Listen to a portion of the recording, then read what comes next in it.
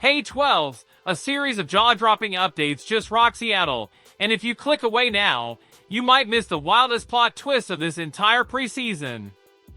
A rookie no one really believed in is suddenly turning heads as a potential breakout star on defense, showing veteran-level instincts at camp and leaving the coaching staff straight up speechless. But at the same time, a serious injury just exposed a major issue in the rotation, and it could force the Seahawks to hit the market sooner than planned. And as if that wasn't enough, a big name, the kind that changes an entire offense, is already making the rounds behind the scenes as a potential blockbuster addition.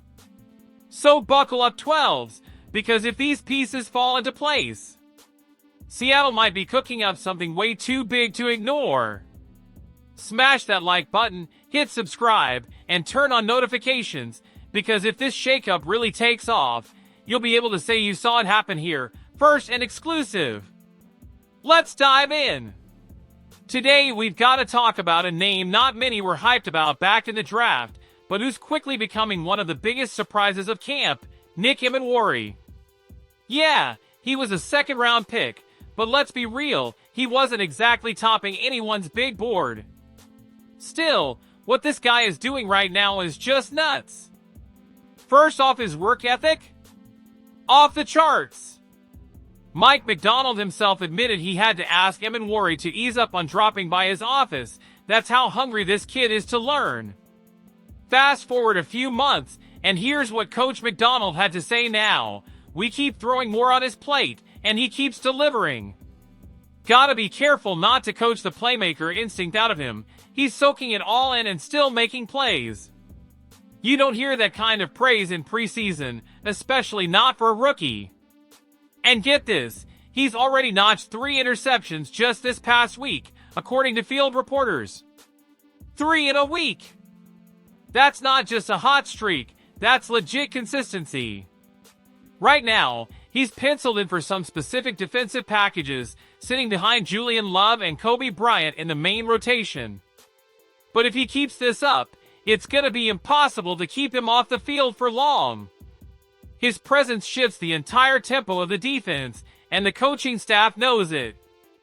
The kid's explosive, reads plays fast, and positions himself like a seasoned vet. Honestly, don't be surprised if Emenwari snags a starting spot by week 5. If that happens, we might be looking at a defense ready to level up in a big way. But it wasn't all good news this weekend. Saturday's scrimmage was key in prepping for our first preseason game, already coming up this Thursday, the 7th, against the Las Vegas Raiders. And yeah, that's the new home of Pete Carroll and Geno Smith, just to make that reunion even juicier. But back to the scrimmage, one of the scariest moments came on a play where quarterback Keedrain Callaghan, wide receiver Dareke Young, and safety A.J. Finley all collided. Young went up for a catch in the end zone and came down hard, landing on both defenders. Callaghan got up after a few seconds, but Finley didn't. He stayed down, clearly in a lot of pain, and had to be carted off the field. McDonald, who's usually pretty reserved, didn't sugarcoat it. It doesn't look good. And it hits even harder knowing Finley's story. He went undrafted, bounced between the Chargers and Seahawks the last 2 seasons, and only logged 14 career tackles. Here in Seattle, he was just starting to carve out a role, impressing in practice and earning more reps, but a non-contact knee injury that ends in a cart? That almost never ends well. And this has direct implications for the team's depth at safety. Finley was a key contributor on special teams and one of the immediate backups in the safety group. No replacement's been brought in yet, but I bet we see some sort of move in the coming weeks. Could be a veteran still on the market or someone who gets cut after preseason elsewhere. Either way, the door just opened. And speaking of moves, what if I told you that one of the most consistent wide receivers in the NFL is now being linked to Seattle? That's right, Terry McLaurin, the guy who's been producing no matter who's throwing him the ball, has officially requested a trade. And word is, the Seahawks might get in on the sweepstakes. The Commanders' WR1 is done with the contract drama over there and wants out. Bleacher Report mentioned the Raiders as one of the top 5 teams that should make a move, but several insiders are already saying Seattle could make a real push. But does it make sense, 12s? Let's break it down! Right now, the Seahawks WR room features Cooper Kupp, who came by a trade but can't seem to stay healthy, and Jackson Smith-Njigba, who's got sky-high potential but hasn't fully broken out yet. The team moved on from DK Metcalf and recently let Tyler Lockett go too. So yeah, the front office knows the offense got stripped down. That brings up the big question, is now the time to spend draft capital to bring in someone like McLaurin? The mock trade for the Raiders included a 2026 second-rounder and Jacoby Myers. Seattle doesn't have a player like Myers to toss in the mix, but they could offer a couple of picks or get creative with a package. The issue? The front office seems set on testing this budget offense, led by Sam Darnold, before going all in again. They want to see if this stripped-down version of the attack can actually compete. And if it can, great! If not, then 2026 might be when they go all in at QB. That's why a move for McLaurin isn't a no-brainer, even though he's a stud. We're talking about a guy with 3 1,000-yard seasons, leadership, reliability. He'd be Darnold's top target from day one.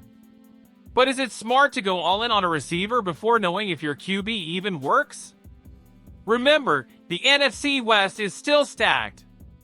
The 49ers are loaded, the Rams are rebuilding fast, and the Cardinals are itching to play spoiler. There's no room for mistakes. What we're seeing is a team playing the long game, giving it 4 weeks to evaluate what it's got. Then, and only then, they'll decide if it's time to spend or hold tight for a crucial 2026 offseason. Bottom line? It's been a wild, wild week. Nick Emenwari is straight up balling and looking like the future of this defense.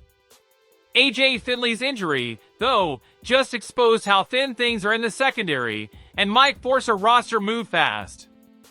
And while that's all happening, one of the best WRs in the league just asked out, and the Seahawks might be lurking in the shadows, ready to pounce. Everything's still wide open, but one thing's for sure, this 2025 camp already feels like a roller coaster. And now I want to hear from you, 12s. If you were running the team, would you go all in on McLaurin even with the offense still under construction? And what about Emenwari? Is it time to let him start, or do we hold off a bit longer? Drop your thoughts in the comments. I want to know what you think. And of course, if you don't want to miss a single twist behind the scenes at Seahawks HQ, hit that like button, subscribe to the channel, and turn on those alerts. Around here, the news hits you fast and fresh. Let's show the power of our 12s nation. Go Hawks!